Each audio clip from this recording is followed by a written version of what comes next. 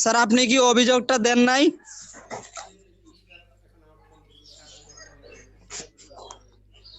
হেডফোনে লাগাই নাই।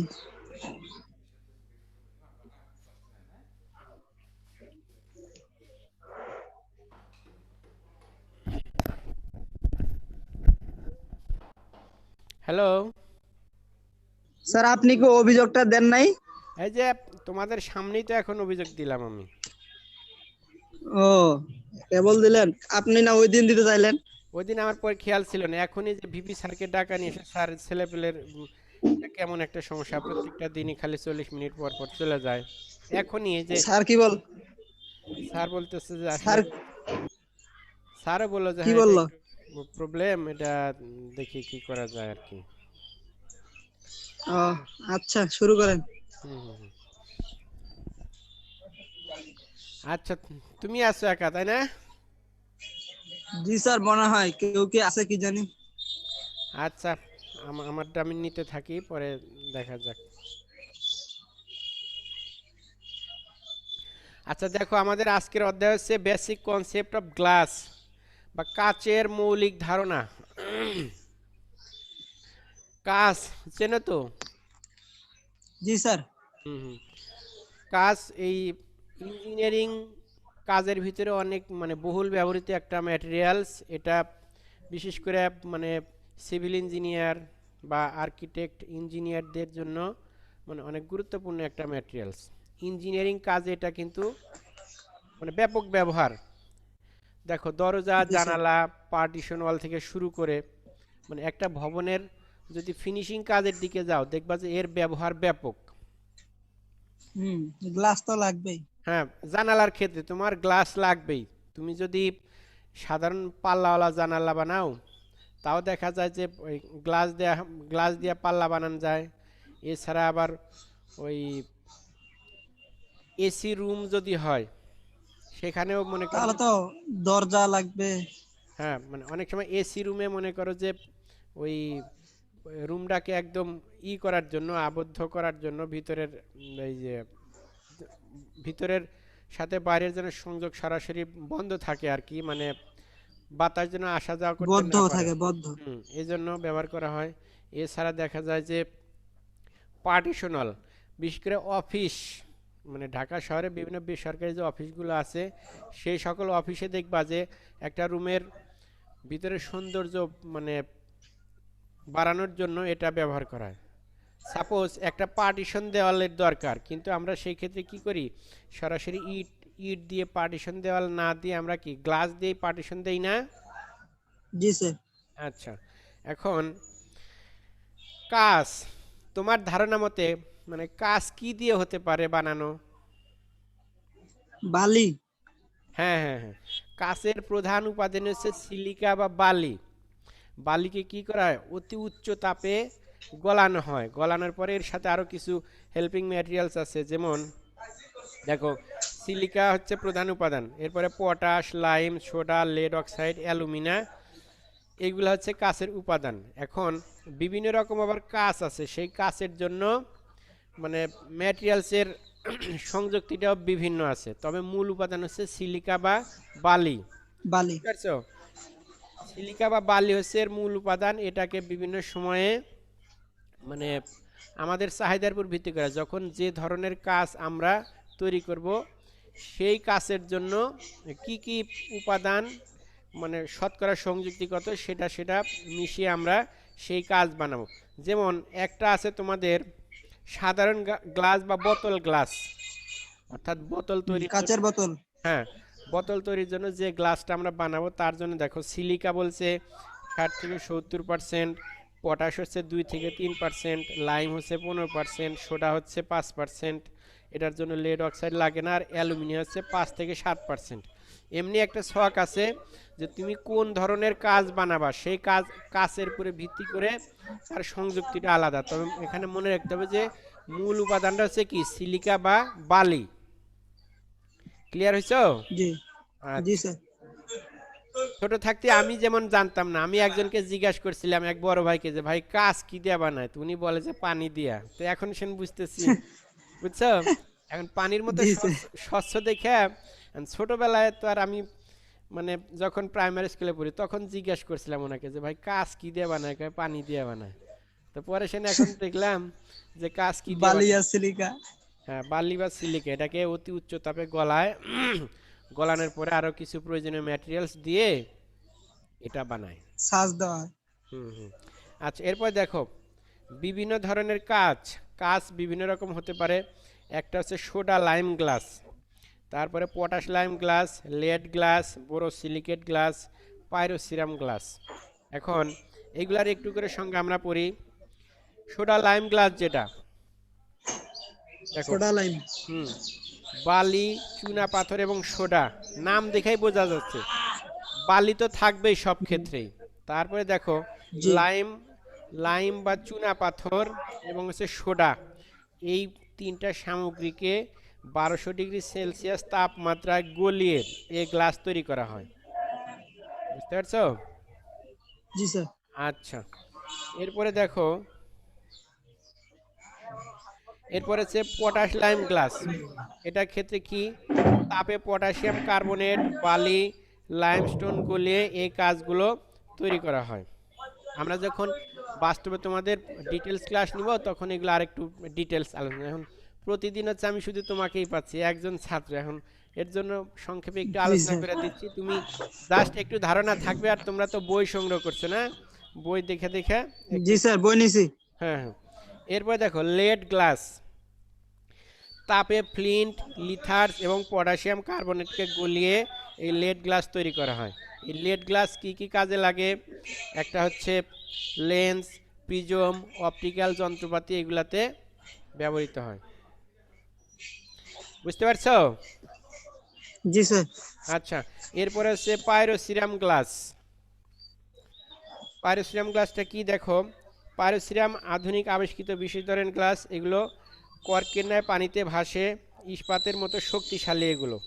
এগুলো সাধারণত জুয়েলারি টুলস দ্বারা চেরাই করা যায়, ড্রিল করা যায় এবং গাড়ির যন্ত্রাংশ তৈরিতে ব্যবহার করা হয়। অনেক সময় দেখো আমরা যে যদি একটা বাসের কথাই চিন্তা করি, তাহলে কি বাসের যে সামনে একটা গ্লাস থাকে না, হ্যাঁ। এটা হচ্ছে পাইরোসিরাম গ্লাস। এটা কিন্তু অনেক শক্ত, সহজে ভাঙে না। আমরা সংজ্ঞার ভিতরে কিন্তু জি বললাম স্যার। এটা হচ্ছে লোহার মতো শক্তিশালী। ঠিক আছে? আচ্ছা, জি স্যার। এরপরে কিছু কাচের নাম আছে সেটা আমরা বলতেছি। বিভিন্ন ধরনের গ্লাস কি কি হতে পারে দেখো, শিট গ্লাস, এরপরে হচ্ছে wire glass, soda lime glass, fibre glass, foam glass, opaque glass, mirror. Mirror হচ্ছে কি, আয়না, অর্থাৎ আয়নার জন্য আমরা যে গ্লাসটা ব্যবহার করি।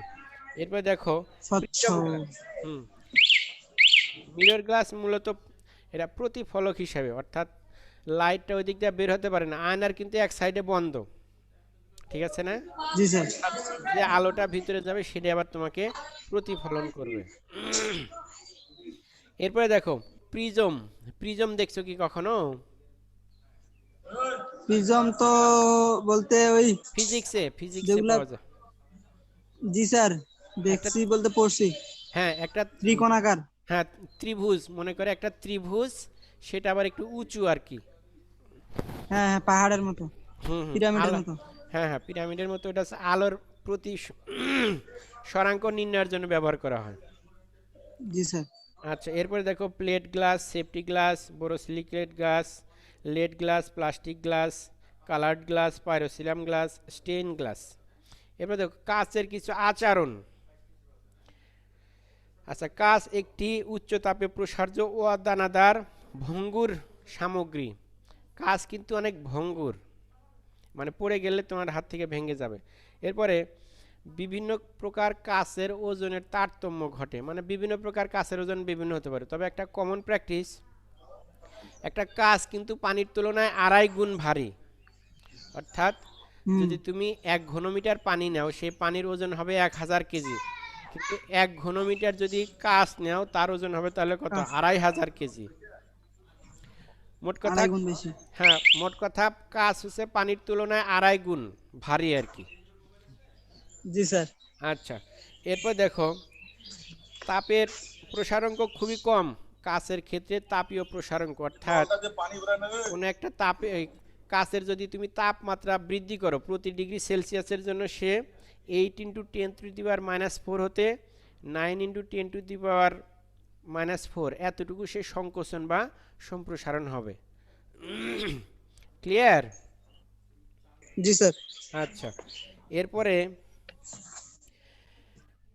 তাপের আলোকীয় ধর্ম বিশেষভাবে উল্লেখযোগ্য। এরপর হচ্ছে এগুলো রাসায়নিক বিক্রিয়ায় আক্রান্ত হয় না। কাজ কিন্তু রাসায়নিক বিক্রিয়ায় আক্রান্ত হয় না, কারণ তুমি যদি পানিতে ফালায় রাখো বা একটা রাসায়নিক গবেষণাগারে বিভিন্ন যন্ত্রপাতি থাকে, কিন্তু সেগুলোর ভিতরে ওই যন্ত্রপাতিগুলো যদি অন্য সামগ্রীর হয় তাহলে সেটা রাসায়নিক পদার্থ দ্বারা আক্রান্ত হবে। কিন্তু দেখো অ্যাসিড, এটা কি কাঁচ পাত্রের মধ্যে রাখা হয় না? হ্যাঁ।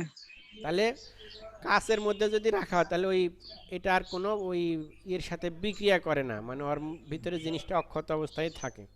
এরপর দেখো কাঁচের ক্ষেত্রে একটা ব্যতিক্রম জিনিস আছে। আমরা একটু রড দিয়ে চিন্তা করি। কোনো একটা রড, মনে করে একটা রড মোটা, তাহলে কি ওই রডের শক্তি বেশি না? জি মনে স্যার। কর মনে কর আমি 2 টুকরা রড নিলাম, এখন চিকন রডটা শক্তিশালী বেশি না মোটা রডটা বেশি শক্তিশালী? মোটাটা। আচ্ছা, কাচের ক্ষেত্রে এটা সম্পূর্ণ ব্যতিক্রম। তোমার কাচের, চিকনটাই বেশি শক্তিশালী। হ্যাঁ, তুমি যত চিকন কাচ নিবা তার শক্তি তত বেশি। এখানে উদাহরণস্বরূপ বলছে যে একটা কাচ দণ্ডের ব্যাস যদি মানে 1.27 সেন্টিমিটার হয়, তাহলে সে সর্বোচ্চ মনে করো যে প্রতি বর্গ সেন্টিমিটারে 700 কেজি মানে টান নিতে পারবে। আর একইভাবে তুমি যদি একটা কাচ দণ্ড নাও যেটার ব্যাস খুবই কম, 0.00129, তাহলে সেই ধরনের কাচের দণ্ড যদি হয় তাহলে সে তার প্রতি বর্গ সেন্টিমিটারে টান নেমে হচ্ছে 24,500 কেজি। তাহলে অনেক বেশি না? তাহলে এটা স্যার। হচ্ছে একটা কাচের ব্যতিক্রমী গুণ। অর্থাৎ কাচের দণ্ড বা কাচের তৈরি একটা ফাইবার যত চিকন হবে তার শক্তি হবে তত বেশি। এটা একদম হাস্যকর ব্যাপার না? যে আমরা জি স্যার, সচরাচর উলট। জানি যে কোনো একটা জিনিস যত মোটা বা যত মানে ওই তার শক্তি বেশি। শক্তি বেশি, কিন্তু কাচের ক্ষেত্রে একটা ব্যতিক্রম। তুমি যত চিকন নিবা তার মানে শক্তিটা তত হচ্ছে বেশি। ঠিক আছে? আচ্ছা, এরপরে দেখো এগুলো গলিত কাচ, পরিবাহী অর্থাৎ কাচ যদি লিকুইড অবস্থায় থাকে বা গলিত অবস্থায় থাকে তাহলে এটা কি হবে? পরিবাহী, অর্থাৎ এর ভিতর দিয়ে বিদ্যুৎ প্রবাহিত হবে। বুঝছো? এটা হয়। হ্যাঁ। জি স্যার। কিন্তু ওই শুকনা এই কাচের যদি তুমি একদিকে বিদ্যুতের লাইন দেওয়ার দিকে কিন্তু পাওয়া যাবে না, কিন্তু গলিত অবস্থায় এটার মধ্যে দিয়ে বিদ্যুৎ প্রবাহিত হবে। এরপর এটা দেখো হয়। এগুলো পানি বা বাতাসে আক্রান্ত হয় না বা ক্ষারীয় পদার্থেও আক্রান্ত হয় না। এগুলোর তাপ পরিবাহিতা কম। এগুলো গ্লাস উল গ্লাস ফাইবার রূপে ব্যবহৃত হলে উত্তম শব্দ ও তাপ অন্তরক হিসাবে কাজ করে। এরপরে আছে এগুলোকে ফিউশনের মাধ্যমে জোড়া দেওয়া যায়। কাজ কিন্তু মনে করো ভাঙ্গা গেলে সচরাচর এটা কি জোড়া দেওয়া যায়? যায় না, না, আমরা জানি। এটা গেলে গেল। হ্যাঁ, কিন্তু ফিউশন নামে একটা প্রক্রিয়া আছে বা একটা বিক্রিয়া আছে, সেটার মাধ্যমে মানে কাজকে ভাঙ্গা কাজকে জোড়া লাগানো যায়। আচ্ছা, স্বাভাবিক তাপমাত্রা এগুলো উচ্চ রেজিস্টিভিটি ও ডাই ইলেকট্রিক গুণ সম্পন্ন। এরপরে এগুলো দিয়ে স্ফীত আকারের সামগ্রী তৈরি করা যায়। এখন আমরা অনেক সময় দেখি কাচের গ্লাস, কাচের প্লেট, বোতল, ঠিক আছে না? অর্থাৎ গলিত কাচকে আমরা মানে ইচ্ছা অনুযায়ী যে কোনো ফরমায় ঢালাই করে সেই কাচের রূপ দিতে পারি। ক্লিয়ার হয়েছে? স্যার। জি স্যার। আচ্ছা, এরপরে দেখো কাচের ব্যবহার। আর একটা টার্ম হচ্ছে আমাদের কি কাচের ব্যবহার। ও আরেকজন জয়েন করছো, ইসমাইল হোসেন। কোন ডিপার্টমেন্ট স্যার? না, ওই যে ইসমাইল হোসেন দেখতেছি এআইডিটি লেখা। জি স্যার। হুম, আচ্ছা, এবার দেখো কাচের ব্যবহার। আমি যখন ক্লাসটা শুরু করি তখন দেখলাম বিভিন্ন জায়গায় কাচ ব্যবহার করা হয়। একটা বিল্ডিংয়ে যদি চিন্তা করো, অনেক সময় ভিতরে পার্টিশন দেওয়াল, তারপরে অনেক সময় গ্লাসের দরজা, তারপরে জানালার বিভিন্ন প্যানেলগুলো, এগুলো কাজ দিয়ে বানাই না আমরা। তার স্যার জি স্যার। তারপরে এই রান্না করা খাবার আমরা অনেক সময় পরিবেশনের জন্য বিভিন্ন প্রকার কাঁচের বাটি ব্যবহার করি, তারপরে কাঁচের চামচও হয় অনেক সময়। এরপরে এই যে টেবিলের উপরে রাখি, আমরা রাখি না কোনো একটা টেবিলে কাঁচের থাকে না। জি স্যার, থাকে স্যার। এক এক কথায় তুমি যদি চিন্তা করো, এমনি যদি একটু মানে চোখ বন্ধ করেও যদি চিন্তা করো যে কাঁচের ব্যবহার কোথায়, আলমিরাতে আছে, তারপরে সেলফ সেলফ বানানোর ক্ষেত্রে, তারপরে যদি বাথরুমের কথা চিন্তা করো বাথরুমে আয়না বানানোর ক্ষেত্রে, তারপরে আবার অনেক সময় যে ব্রাশ পেস্ট এগুলো রাখার সেলফ বানানোর ক্ষেত্রে ব্যবহার হয় না এগুলা। জি স্যার ব্যবহৃত হয়। আচ্ছা, তাহলে এখন দেখো নাম অনুযায়ী আবার বিভিন্ন রকম কাচের ব্যবহার আছে, আমি একটু বলছি তোমাদের। যেমন দরজা জানালার পাল্লা, এটার জন্য সেফটি গ্লাস, পার্টিশন দেওয়াল, দরজা জানালার পাল্লা এর জন্য প্লেট গ্লাস, স্কাইলাইট, এটা হচ্ছে ওয়্যার্ড গ্লাস, যানবাহনের জানালা সেফটি গ্লাস, তারপরে বোতল হারিকেনের চিমনি পানির গ্লাস, এটা হচ্ছে সোডা লাইম গ্লাস। এরপরে রাসায়নিক যন্ত্রপাতি লেন্স ইত্যাদির ক্ষেত্রে বোরোসিলিকেট গ্লাস। এরকমভাবে তোমাদের বইয়ে সুন্দর করে বলা আছে বিভিন্ন প্রকার কাচের ব্যবহার, ঠিক আছে না? এগুলো একটু তোমাদের পড়ে নিতে হবে। এরপরে দেখো শব্দ ও তাপ অন্তরক দেওয়াল, মেঝে উষ্ণ পানির পাইপ, তারপরে সিলিন্ডারের আবরক তড়িৎ কাজের অন্তরক কাজে, এটা হচ্ছে ফাইবার গ্লাস এগুলা। এরপরে দেখো কাচের আরও মানে অনেক সময় কি এই যে মনে করো প্রধানমন্ত্রী রাষ্ট্রপতি এদের যে গাড়ি, আমরা জানি কি একটা গাড়িতে কাজ ব্যবহার হয় না, মনে করো কার বা মাইক্রো এগুলাতে কাজ ব্যবহার হয় তো। গ্লাস, গাড়ি গ্লাস। তুমি যদি হাই প্রোফাইলের লোকজনের গাড়ির কথা চিন্তা করো, বুলেট প্রুফ গ্লাস ব্যবহার কর, মানে গুলি লাগলেও কিছু হবে না এরকম, মানে জি স্যার। এক কথায় এগুলা অনেক মানে গুরুত্বপূর্ণ শক্তিশালী। একটা ইঞ্জিনিয়ারিং সামগ্রী আমাদের কাজ। আমরা চাহিদা অনুযায়ী এটাকে বিভিন্ন জায়গায় ব্যবহার করতে পারি। এরপর দেখো জি স্যার। আলোকীয় কাজে কারুকার্যে লেড গ্লাস, হিমাগারের কক্ষে ফোম গ্লাস, গবেষণাগারের যন্ত্রপাতিতে প্লাস্টিক গ্লাস, সেলফ ও দেওয়াল লাইনিংয়ের কাজে ওপেক গ্লাস, প্রতিফলিত দৃশ্য দেখার জন্য মিরর বা আয়না, গাড়ির ইঞ্জিনের যন্ত্রাংশ তৈরিতে পাইরোসিরাম গ্লাস, সার্ভে যন্ত্রপাতিতে প্রিজম গ্লাস। এরপরে রঙ্গমঞ্চ উপাসনালয় স্টেন গ্লাস। সার্ভে যন্ত্রপাতি, এটা যখন তোমরা মানে নিয়মিত আমাদের সাথে সরাসরি ক্লাস শুরু করবা তখন দেখবা যে বিভিন্ন রকম সার্ভে যন্ত্রপাতি আছে, অর্থাৎ এই যে জমি মাপামাপির কাজ করা হয় না, এটাতেও বিভিন্ন রকম যন্ত্র ব্যবহার করা হয়। এই যন্ত্রের ক্ষেত্রে আমরা কি করব, এই গ্লাস দ্বারা তৈরি যন্ত্র ব্যবহার করব। এরপর দেখো বিশেষ ধরনের কাজ, স্পেশাল টাইপ অফ গ্লাস, অর্থাৎ আরও কিছু শক্তিশালী গ্লাস এটার মধ্যে আছে। দেখো safety glass, perforated glass, wired glass, ভাইটা গ্লাস, রিবট গ্লাস, পারফেক্স গ্লাস, তারপর অ্যান্টি অ্যাসিটিক গ্লাস, এরপর হচ্ছে গ্লাস ব্লক। তো আজকে মোটামুটি এটুকুই, ছোট্ট একটা অধ্যায় ছিল 2-3 পেজের। তবে তোমরা আর একটু চেষ্টা করবা, আমি ওই খুবই কম ছাত্রছাত্রী পাচ্ছি, এর আগে প্রথম দিকে 4-5 জন পাইলাম, গত 2টা ক্লাস মিস গেল, আবার এই গত শনিবারে পাইছিলাম 1 জন, আজকে পাইলাম হচ্ছে 2 জন, ঠিক আছে? হ্যালো, স্যার বর্তমানে কারো চাহিদা নেই ততটা হ্যাঁ অনলাইন হ্যাঁ, ক্লাসের প্রতি। বুঝলাম না। বলতেছি যে বর্তমানে চাহিদা নাই কারো এই অনলাইন ক্লাসের প্রতি, আসেই সেটাই। না কেউ। আচ্ছা, আর্কিটেকচারের কেউ আছে আর? আসি ভাই। তা আপনার ফোন নাম্বারটা চ্যাট বক্সে দেন। আচ্ছা শোনো, তাহলে তোমরা যদি একটু আরো আমাদের ছেলেপেলেদের সাথে একটু যোগাযোগ করতে পারো, ওরা যেন একটু আরো বেশি ছেলে মেয়ে অ্যাড হয়, সেটা তোমরা একটু চেষ্টা করবে। আচ্ছা, জি স্যার। এখন এখন ওই ইলেকট্রিক্যালের স্টুডেন্ট যারা আছে, ইলেকট্রিক্যালের ম্যাডাম একটু ক্লাস নেবে, আমি তাহলে আমি ছোট্ট চ্যাপ্টারটা ছিল যেহেতু, তাহলে আজকে আমার এটুকুই। নেক্সট ক্লাসে আমি অন্য একটা অধ্যায় চেষ্টা করব, ঠিক আছে? আচ্ছা স্যার।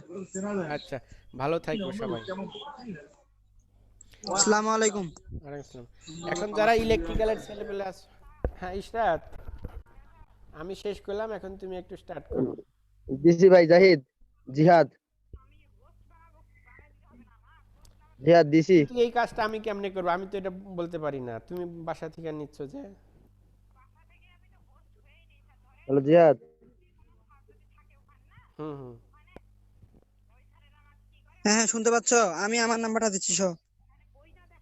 আচ্ছা তুমি আমাকে একটা মিস কল মারো, হয়ে যাবে। আচ্ছা, আমি আমার নাম্বারটা দিচ্ছি তো। হুম আচ্ছা আচ্ছা, তুমি কোন শিফটে তুমি? ফার্স্ট শিফটে। হুম হুম। ও, তো আমি তো আচ্ছা আর্কিটেকচারের আর কোনো ফ্রেন্ডে পাচ্ছি না। আচ্ছা, তুমি লাইনে থাকো, আমি। ওরে ভাই রে, কতগুলা ফ্রেন্ড আছে। আচ্ছা তুমি একটা কাজ করো, আচ্ছা, এই তুমি লাইনে তোমার থাকো, আমি স্বপ্নের ওই সেই স্যারকে আমি পাঠাই লিখে তুমি ফেসবুকে বুঝি নাই। সার্চ দাও, আমার আইডি পাবা। বলতেছি যে কোথায় তোমার কোথায়? স্বপ্নের সেই আমি লিখে ফেসবুকে আচ্ছা কি এখন, আইডি? তোমার স্বপ্নের আইডি সেই আমি নামটা লিখে চ্যাট সার্চ বক্সে দাও। দাও।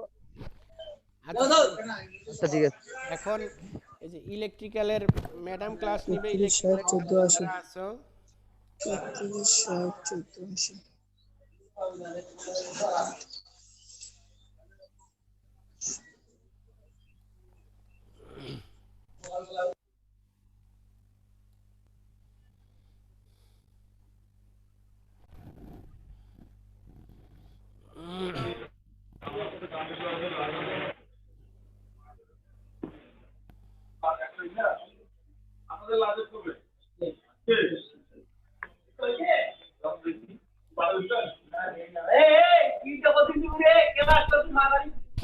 কিসের বিল?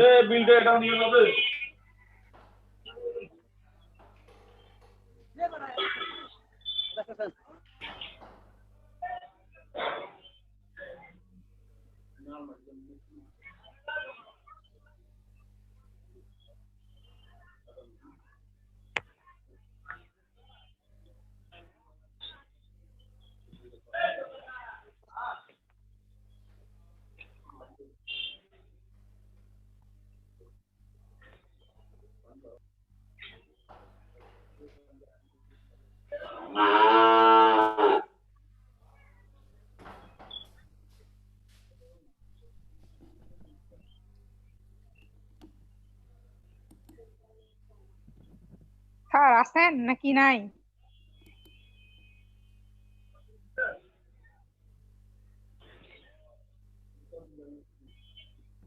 শুক্রবারে, শুক্রবারে।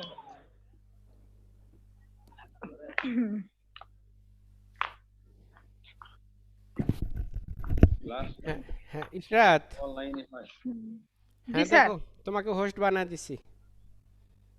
দিছেন? এখন পাইছেন স্যার ওই জিনিসটা? হ্যাঁ হ্যাঁ, ওই যে ওই আপনার নামের, আপনার পরে আমার ক্লাস তো এই জন্য। হ্যাঁ হ্যাঁ, ও ঠিক হ্যাঁ, আছে, ওই নামের যে, ওখানে ক্লিক করলেই হোস্ট হয়ে যাবে। হ্যাঁ হ্যাঁ ঠিক আছে, দিছি স্যার, বানায় দিছি। হ্যাঁ আচ্ছা স্যার, আচ্ছা ঠিক আছে। মোর অপশন আছে। তো ঠিক আছে ইশরাত, একটু চালা যাও তাহলে। আচ্ছা স্যার, হুম ঠিক হুম, আছে স্যার, আচ্ছা। আচ্ছা হ্যাঁ।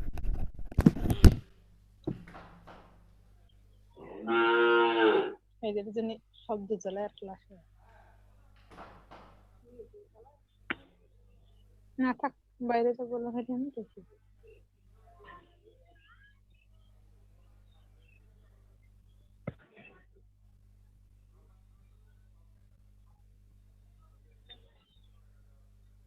কতজন আছো?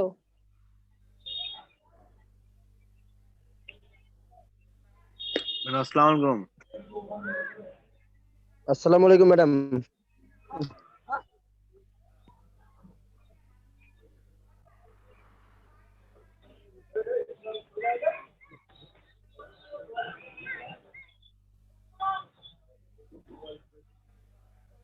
হ্যালো,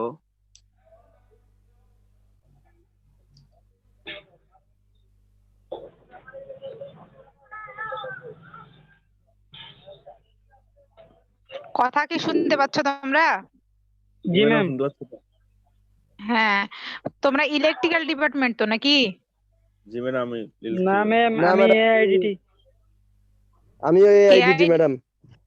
আচ্ছা শুনো, এখন তো ইলেকট্রিক্যালের ক্লাস, ইলেকট্রিক্যালের গুলা কেন এখন অ্যাড হয়নি? ইলেকট্রিক্যাল কে কে আসো, না একজনও না আমি ইলেকট্রিক্যাল নাই? ইলেকট্রিক্যাল, আমি ম্যাডাম ইলেকট্রিক্যাল মেহেদি হাসান। আচ্ছা, মেহেদি হাসান ইলেকট্রিক্যালের আসো না? জি আচ্ছা, ম্যাডাম। তোমার তোমার সাথে যে আরো যারা আছে তারা জানে না যে ক্লাস? ম্যাডাম তো 12টা 9 বাজে হয়তো এই জন্য বের হয়ে গেছে। আমার ক্লাস কিন্তু ছিল হচ্ছে 11:30টায়, বুঝছো? কিন্তু প্রথম যে ক্লাস নিছে সে দেরি করে ঢুকছে। ওই দেরি করে ঢোকার কারণে লেট হতে হতে হতে আমার ক্লাসটা একদম যে 12টা বেজে গেছে। আমার ক্লাস কিন্তু 11:30টায় ছিল, আমি 11:30টার দিকেই ঢুকছিলাম। জি ম্যাডাম, ওই জন্য হয়তো চলে গেছে সবাই। তো তোমার সবাই আর কি আছে, মানে এমন যে তোমার পরিচিত ওরা ক্লাসে অ্যাড হবে, এরকম আছে কেউ? না ম্যাডাম, নাই এমন। তো তোমাকে তাহলে একাই ক্লাস করাবো নাকি? একাই জি করাচ্ছি ম্যাডাম, তাহলে? সাথে আরো কে কে জানি আছে দেখতেছি। জি ওই ম্যাডাম, যে ওরা অন্য। কি মেজ, হ্যাঁ হ্যাঁ, এখন যেহেতু তুমি একাই আছো, এখন একাকেই করাতে হবে, বুঝছো? আমি জি ম্যাডাম। ওই প্রথম দিন যেদিন ক্লাস করালাম সেদিন কি তুমি ছিলা? না ম্যাডাম, আমি যে 2-3 দিন ধরে ক্লাস করতেছি। ও, তার মানে তুমি আগে ছিলা না, না? না জি ম্যাডাম, স্যার। ও, আচ্ছা ঠিক আছে, আমি তোমাকে প্রথম ক্লাসটা হয়ে গেছে, বুঝছো? এখন দ্বিতীয় ক্লাস নিব। আচ্ছা ম্যাডাম। দ্বিতীয় ক্লাসটাতে দাঁড়াও, আমি দেখাচ্ছি। এই যে দ্বিতীয় ক্লাসে আছে হচ্ছে রেজিস্টিভিটি কন্ডাক্টিং ম্যাটেরিয়ালস এর যান্ত্রিক গুণাবলীর ধারণা। দেখতে পাচ্ছো বই? না ম্যাডাম, দেখা যাচ্ছে না তো। দেখা যাচ্ছে না? না ম্যাডাম। আমি তো আমি তো শেয়ার দিলাম। এখন দেখা যায়? এখন দেখতে পাচ্ছো? না ম্যাম। জি ম্যাডাম, এখন দেখা পাচ্ছি। হ্যাঁ, এখন দেখা যাচ্ছে না? জি ম্যাডাম। হ্যাঁ, এখানে দেখো, আমি যেহেতু তুমি একাই আছো, তোমাকে মানে ইম্পর্টেন্ট যে বিষয়গুলো ক্লাসে থাকলে হয়তো বা সেইভাবে বুঝাই দিতে পারতাম, এখন শুধুমাত্র ইম্পর্টেন্ট যে বিষয়গুলো আছে সেগুলা বলে দিচ্ছি। হ্যাঁ, এখানে একটা আছে রেজিস্টিভিটি, বুঝছো? রেজিস্টিভিটির সংজ্ঞা একটা আছে। তো এখানে আছে রেজিস্টিভিটি, কন্ডাক্টিভিটি, এই টাইপের কিছু আছে। তো এগুলা আর কি সংজ্ঞাগুলা পড়লেই হবে। তো রেজিস্টিভিটির সংজ্ঞাটা আগে দেখে নিই আমরা। এখানে লেখা আছে যে 1 মিটার অথবা 1 সেন্টিমিটার বাহু বিশিষ্ট কোনো পদার্থের দুটি বিপরীত তলের মধ্যবর্তী রেজিস্ট্যান্সকে ওই পদার্থের আপেক্ষিক রেজিস্ট্যান্স বা রেজিস্টিভিটি বলে। রেজিস্টিভিটি বলতে আমরা কি বুঝি বলো দেখি? রোধ বুঝি। রোধ, রোধ মানে কি? বাধা, তাই না? জি ম্যাডাম। কথা শোনা যায়? হ্যাঁ, রোধ মানে হচ্ছে বাধা। তাহলে যদি তুমি এক এক মিটার অথবা 1 সেন্টিমিটার একটা কোনো একটা কি করে একটা পদার্থকে নিলাম, ওইটার দুইটা তল আছে না? মনে করো সবকিছুরই কি আছে, একটা করে তল আছে, আছে কি না? সেই ম্যাডাম। তলগুলার মধ্যবর্তী যে বাধা, মনে করো যে এ তল একটা বি তল, এই এ তল থেকে বি তলের মধ্যবর্তী যে একটা বাধা, যেটা বাধা মানে যতটুকু বাধা ওই বিপরীত তলের মধ্যে যত পরিমাণ বাধাটা হচ্ছে, ওই রেজিস্ট্যান্সটাকে বলতেছি হচ্ছে আপেক্ষিক রেজিস্ট্যান্স বা রেজিস্টিভিটি। এখন সেটা কতখানি হতে হবে? আমি যদি বলি যে একদম পাহাড় পর্বত সমান বা অনেক বড়, 10, 12, 15 ইঞ্চি এরকম না, এখানে বলেই দিছে যে কতটুকু, 1 মিটার অথবা 1 সেন্টিমিটার। 1 সেন্টিমিটার বাহু বিশিষ্ট কি হবে? দুইটি, একটা ঘনকের ঘনক চিনো? ঘনক চিনো না, চিনো না? চিনি ম্যাডাম, ঘনক 4টি বাহু। হ্যাঁ হ্যাঁ হ্যাঁ, ঘনকের কি কয়টা তল থাকে বলো দেখি? 6টা। ঘনকের, 6টা তল, হ্যাঁ 1 2 মনে করো 3 4। আমরা, যাই হোক আর কি, আমরা কি ঘনকের আমি আঁকায় দেখাইতে পারতেছি না। তো ওই ঘনকের যে একে মানে এ যদি হয়, বি, এ, এ আছে, বি আছে, সি আছে, ডি আছে মনে করো, তাহলে এর বিপরীতটা বি, বির বিপরীত সি, সির বিপরীত ডি, এরকম করে কি কি আমরা বিপরীত তলগুলো আছে, এই তলগুলোর মধ্যবর্তী একটা যে রেজিস্ট্যান্স হবে, এটাকে বলতেছি আমরা হচ্ছে তোমার আহ আপেক্ষিক রেজিস্ট্যান্স অথবা রেজিস্টিভিটি। ঠিক আছে? তাহলে তারপরের পেজটা আমরা দেখি। এটা এখন আর একটা আছে, কি বলতেছে যে কন্ডাক্টিভিটি। কন্ডাক্টিভিটি কাকে বলে? এখানে তোমার কি বই আছে? বই? না ম্যাম, বই নেইনি, এখনো নিতে যাইতে হবে। আচ্ছা, বই, হ্যাঁ, এই যে বই কিছুদিন বাদে কিনে নিও, কলেজ টলেজ তো খুলেই দিবে। আর বই না থাকলে আবার পড়াও হয় না। যদি কাছাকাছি হয়ে থাকে দিনাজপুরের তাহলে তুমি বইটা একটু কিনে নিও। আর এই যে এখানে আমি দেখাচ্ছি, এখানে বলতেছে কি কন্ডাক্টিভিটি, এখানে বলছে কি এই যে মানে আপনি কিছু দেখাচ্ছেন, হ্যাঁ ক্যামেরা অফ আছে তো দেখা যাচ্ছে না কিছু। কি ব্যাপার, ক্যামেরা এখন দেখা যাচ্ছে? এখন দেখা যাচ্ছে ম্যাডাম। হ্যাঁ আচ্ছা দেখো, বলতেছে যে আহ আমরা প্রথমে পড়লাম কি রেজিস্টিভিটি, তাই না? রেজিস্টিভিটির পরে এখন আছে যে কন্ডাক্টিভিটি। তো কন্ডাক্টিভিটিটা কি? একটা মনে করো পরিবাহী, একটা পরিবাহী পদার্থের নাম বলো তো, বলতে পারো কিনা, যেটার মধ্যে দিয়ে কারেন্ট প্রবাহিত হয়? তামাক। জানো? হ্যাঁ তামা, মনে করো তামা বা কপার বা মানে সরি মানে কপার বলো বা অ্যালুমিনিয়াম বলো বা গোল্ড বলো, যাই বলো না কেন, এটা এগুলা কি হচ্ছে পরিবাহী, তাই না? তো একটা পরিবাহী, তুমি কি, তুমি একটা পরিবাহী না? মানুষ কি পরিবাহী কি না? রেসপন্স করো। ম্যাডাম। হ্যাঁ, তো তুমিও কিন্তু একটা পরিবাহী। তো এই পরিবাহীর মধ্য দিয়ে কত সহজে বিদ্যুৎটা কি হতে পারে, প্রবাহিত হতে পারে, এটাকে বলতেছি আমরা কন্ডাক্টিভিটি, ঠিক আছে, বা কন্ডাক্টেন্স। হ্যাঁ, এটার যে এটার যে ধর্ম, ওই ধর্মটাকে বলতেছি কন্ডাক্টিভিটি। আর যে এই যে আমি যে এটা পরিবাহিত করতে পারি এটাকে বলতেছি কন্ডাক্টেন্স। মানে তাহলে আমরা কি বলতে পারি কন্ডাক্টিভিটিকে, একটি পরিবাহী কত সহজে বা কত ভালোভাবে বিদ্যুৎটা সঞ্চারিত করতে পারে বা প্রবাহিত করতে পারে তাকে কন্ডাক্টিভিটি বলে। পারা যাবে? জি ম্যাডাম। হুম। জি হ্যাঁ, ম্যাডাম। তারপরে বলতেছি কি ম্যালিয়েবিলিটি, এটাকে বলতে, এটার অর্থ হচ্ছে নমনীয়তা। ম্যালিয়েবিলিটি মনে করো যে কি, যে হ্যাঁ মানে এই যে অনেক আমরা দেখে থাকি যে বিভিন্ন ধরনের যে লোহা লটকনের দোকানগুলোতে কি করে, অনেক সময় লোহাগুলা পিটায়, তাই না? পিটায় পিটায় কি করে ওগুলাকে, ওই পিটায় বিভিন্ন ধরনের লোহার পাত গুলাকে প্রসারিত করে, ঠিক আছে? তো এটার নামই হচ্ছে ম্যালিয়েবিলিটি। বলতেছে এটি পদার্থের এমন একটি ধর্ম যার ফলে কোনো পদার্থকে কি পিটিয়ে শীট বা পাতলা পাতে পরিণত করা হয়। অনেক মোটা একটা লোহা থাকে, ওই লোহা থেকে আস্তে আস্তে কি করা হয়, লোহাটাকে কাটা হয়, কাটার পরে আস্তে আস্তে আস্তে আস্তে পিটিয়ে পিটিয়ে ওটাকে কি করা হয়, কার্য উপযোগী করা হয়। তো ওই জিনিসটাকে আমরা বলতেছি হচ্ছে ম্যালিয়েবিলিটি, মানে নমনীয়তা, ঠিক আছে? এগুলা এগুলা একটু ইয়ে করে পড়ে নিবা, মানে এগুলাই আসে, মানে কন্ডাক্টিভিটি কি, ম্যালিয়েবিলিটি কি, টেনসাইল স্ট্রেংথ কি, এরকম করে করে এগুলা আর কি প্রশ্নগুলো আসে, ঠিক আছে? তো এই সংজ্ঞাগুলো আসে। তারপরে এখানে বলতেছি কি টেনসাইল স্ট্রেস, দেখা যাচ্ছে তো নাকি? জি ম্যাডাম দেখা যাচ্ছে ম্যাম। হ্যাঁ, টেনসাইল স্ট্রেস এখানে বলতেছে দেখো, কোন দণ্ড বা বারের উভয় প্রান্তে অক্ষ বরাবর যদি সমান ও বিপরীত বল প্রয়োগ করা হয় তবে দণ্ডটির দৈর্ঘ্য বৃদ্ধি পায় বা পেতে চায়। তাহলে ওটাকে কি বলতেছি আমরা, টেনসাইল স্ট্রেস। এই যেখানে পি লেখা আছে, এই পাশেও পি লেখা আছে। তো তুমি যদি ধরো যে এটাকে পি ধরলাম, এই পাশে আমরা কিউ ধরলাম, তো তুমি যদি দুই পাশে কি করো, এখানে যদি বল প্রয়োগ করো বা তুমি যদি এখানে বাড়ি দাও, ঠিক আছে, বা পিটাও, এই পাশে যদি পিটাও আবার এই পাশেও যদি পিটাও, তাহলে সমানভাবে কি হবে এটা, যদি জিনিসটা এই যে বলছে কি যদি এখানে কোনো দণ্ড বা বার, মনে করো এটা একটা দণ্ড, এই যে পি পি যে লেখা আছে এটা পুরাটাই একটা কি দণ্ড, ঠিক আছে? ছোট হোক বা বড় হোক একটা দণ্ড। এই দণ্ডটার মধ্যে যদি, হ্যাঁ এই দণ্ডটার মধ্যে যদি আমরা মাঝ বরাবর কি করি, বল প্রয়োগ করি, তাহলে কি হবে, এটা বৃদ্ধি পাইতে যাবে না? যে কোনো জিনিসই বলো, হ্যাঁ একটা জিনিসকে যদি আমরা ভালো জিনিসটাকেই যদি আমরা একটু বাড়ি মারি তাহলে কি হবে, সেই জিনিসটা ভেঙে যাবে বা ওটা কি হয়ে যাবে, ফেটে যাবে। তো ফেটে গেলে ওটা কি হবে, গোল জিনিসটাকে আমরা দেখবো যেটা প্রসারিত হয়ে গেছে বা বেড়ে গেছে, তাই না? হ্যাঁ চ্যাপ্টা হয়ে গেছে, এরকম হবে। তো হ্যাঁ তাহলে এটাই বলতেছে যে কোন দণ্ডের উভয় প্রান্তে, এই যে এই পাশেও পি, এই পাশেও পি, এই পাশেও পি, দুই প্রান্তেও যদি আমরা কি করি, দুই পাশে সমান ও বিপরীত বল প্রয়োগ করা হয়, তোমাকে তোমাকে হচ্ছে এই এ প্রান্তেও সমান বল প্রয়োগ করা হচ্ছে, বি প্রান্তেও বল প্রয়োগ করা হচ্ছে, তো দুই পাশে যদি সমান বল প্রয়োগ করা হয় তাহলে কি হবে, এটার দৈর্ঘ্যটা কি হবে, বৃদ্ধি পাবে বা বৃদ্ধি পেতে চায়।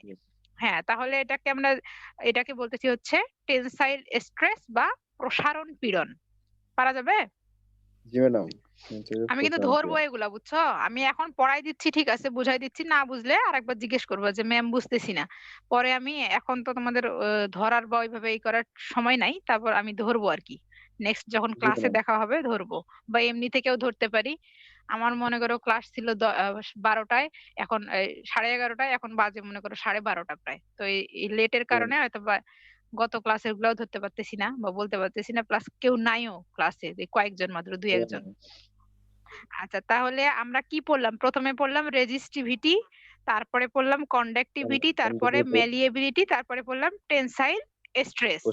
রেজিস্টিভিটি মানে আমরা কি পড়লাম হলো রোধ, তাই না? আমরা পড়লাম রোধ, এই যে 1 মিটার বা 1 সেন্টিমিটার কি হচ্ছে, একটা ঘনকের মধ্যবর্তী যে বাধা আসে, ওই বাধাটাকে আমরা বলতেছি কি আপেক্ষিক রেজিস্ট্যান্স বা রেজিস্টিভিটি। তারপরে বলতেছি কন্ডাক্টিভিটি কে বলতেছি যে কত পরিমাণ বিদ্যুৎ যায় বা প্রবাহিত হতে পারে, কি পরিমাণ, তাই না? সেই কত সহজে কিভাবে সুন্দরভাবে কতটুকু বিদ্যুৎ প্রবাহিত হতে পারে, ওটাকে বলতেছি কন্ডাক্টিভিটি। নমনীয়তা বলতেছি যে পিটায়ে পুটায়ে কি করতেছি আমরা, ওটাকে হচ্ছে পাতলা শীট বা পাতে যত যত সুন্দরভাবে প্রসারিত করা যায়, এটাকে বলতেছি ম্যালিয়েবিলিটি।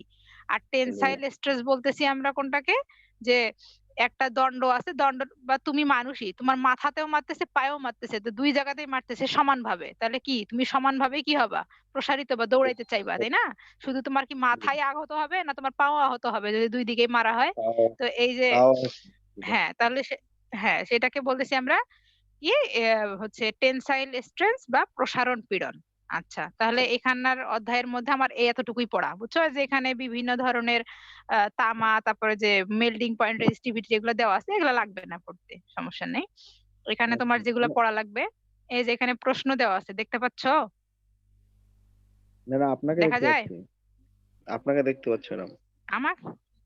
আমাকে দেখতে পাচ্ছো? জি ম্যাডাম। আমাকে দেখা কেন যাবে? আমি তো বই দেখাচ্ছি। আচ্ছা বই দেখা যাচ্ছে না, আপনাকে দেখা যাচ্ছে। আচ্ছা, দাঁড়াও, আমি করি আবার। এতক্ষণ কি দেখা গেল রে? বই দেখতে পাও নাই? না মানে আপনাকে দেখছি তো। তাহলে তোমরা তো পাগল আছো আসলে। আমি তোমাদেরকে বই দেখা না, তোমরা বই না দেখে তাহলে তোমরা কি দেখতেছো বলো দেখি? আচ্ছা দাঁড়াও, তাহলে মনে হয় টাচ ভুল করে হয়ে গেছে। আমি তো বই দেখতেছিলাম। এখন দেখা যাচ্ছে বই? না, এখন দেখা যাচ্ছে। তো এতক্ষণ তো আমি তাই করলাম, এখন দেখা যায়, এখন দেখা যাচ্ছে তো না? এখন দেখা যাচ্ছে। আচ্ছা, এই যে রেজিস্টিভিটি, তারপরে হলো কন্ডাক্টিভিটি, এখন দেখতে পাচ্ছো? রেসপন্স করো। জি ম্যাডাম। আচ্ছা, তাহলে এই যে পরের ইয়েতে দেখো, এই যে অনুশীলনী দেখি আমরা। এখানে কি আছে? বিভিন্ন ধরনের প্রশ্ন আছে, বুঝছো? প্রশ্নগুলো দেখা যাচ্ছে? আবার আবার ম্যাডাম চলে গেল ম্যাডাম।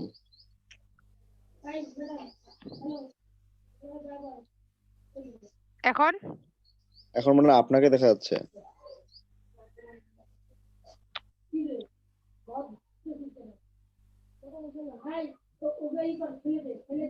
কেন বারবার এরকম হচ্ছে? এখন কালো হয়ে গেছে ম্যাডাম। আচ্ছা দাঁড়াও, আমি শেয়ার দিচ্ছি আবার। আচ্ছা।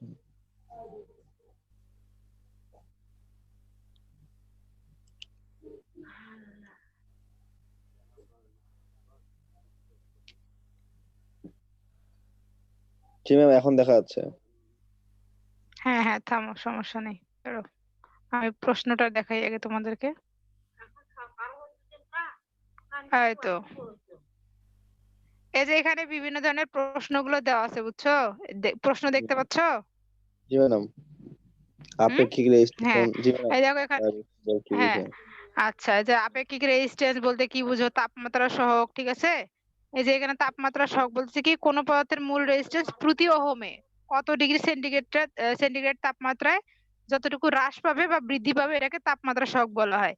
তো এইরকম আরো কিছু কিছু প্রশ্ন আছে, বুঝছো? এই যে যেগুলা ইম্পর্টেন্ট প্রশ্ন সেগুলো আমি তোমাদের পড়াই দিলাম, তারপরেও একটু পড়বা, বুঝছো? যে tensile stress, malleability, conductivity, conductance, এগুলাই। এই যে মেল্টিং বা গলনাঙ্ক কাকে বলে? গলনাঙ্ক বলে না, যে তাপমাত্রা কি হয়, ধাতব পদার্থ গলে যায় আমরা যখন